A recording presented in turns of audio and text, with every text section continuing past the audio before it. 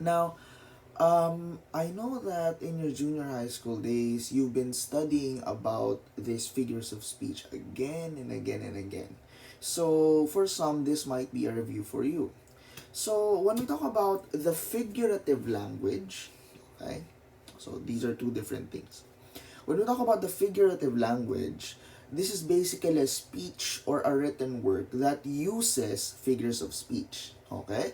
So if you would be writing a story that would be using figures of speech, you can actually call that figurative language. Okay? Figurative language is a speech or words or group of words that refers to the words that deviate from their literal meaning.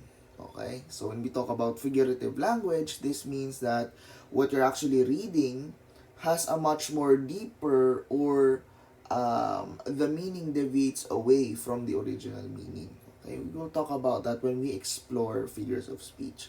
And in line with that, what is figures of speech?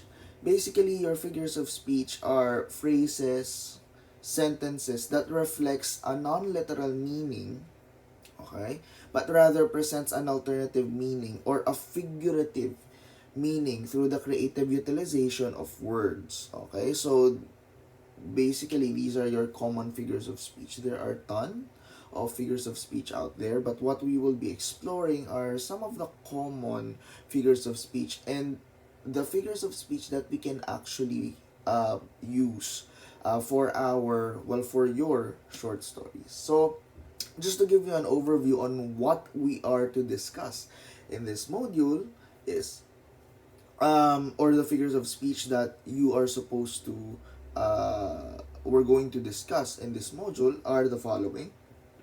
So we're going to explore simile, your metaphor. I know that these are very basic and these are very familiar to you.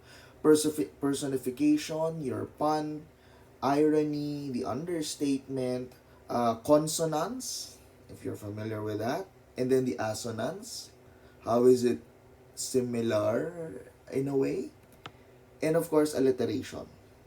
Okay, how does it contrast to consonants and assonance? And then you have your paradox. I think you would be if you would be writing creatively, paradox is one of the things that um, is a really awesome thing to include. And then oxymoron. So how does paradox differ from oxymoron?